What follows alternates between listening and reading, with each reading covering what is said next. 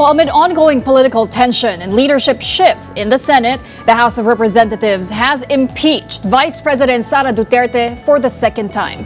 Here's the report. The House voted 257 in favor, 25 against, and 9 abstentions, officially impeaching Vice President Sara Duterte.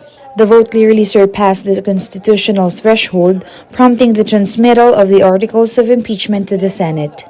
Ahead of the vote, House Justice Committee Chairperson Jervy Luistro defended the process. Hindi tayo naghanap ng shortcut. Naghanap tayo ng katotohanan. At maging malinaw po tayo, ang prosesong ito ay hindi paghamak sa mga Pilipinong sumusuporta sa Vice Presidente. Several members of the Duterte family were present during the session, including Davao City Congressman Pulong Duterte, Omar Duterte, and Harold Duterte. However, before the vote took place, the group walked out of the plenary. Sir, form of protest po ba ito, yung pag-walk out, sir? Anong going to do?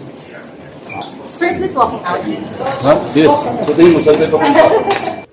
The articles of impeachment include 4 major allegations: misuse of confidential funds, unexplained wealth, bribery of DepEd officials, and alleged threat against President Bongbong Marcos. Supporters of the move said it was a matter of accountability. Mr. Speaker, my dear colleagues, 69% ng mga Pilipino ang gustong harapin ni Sara Duterte ang lahat ng aligasyon laban sa kanya. The numbers do not lie. The majority of Filipinos want to start the impeachment trial, and they want to start it forthwith. Who are we to stand in their way? Hindi tayo dapat matinag sa nangyaring Senate coup. Hindi tayo magpapasindak sa mga bababatas sa supporter ni VP Sara na bigla nilang magpapakita at magtatantrum sa plenary. Pare-pareho silang managot. Simula na ang paglilitis. Convict Sara now. Meanwhile, several lawmakers opposed the move, including Congressman Kiko Barzaga and Paulo Marcoleta. As the youngest representative of the Philippine House of Representatives present here today, I speak on behalf of my hopes for a bright future for our nation that is free from corruption and against the impeachment of Vice President Sara Duterte, the only 2028 presidential candidate who is capable of creating that future.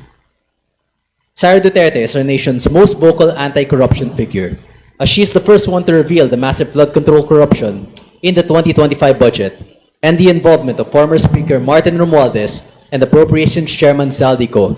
Anong klaseng kahipokrituhan ito? This impeachment process is not really for accountability.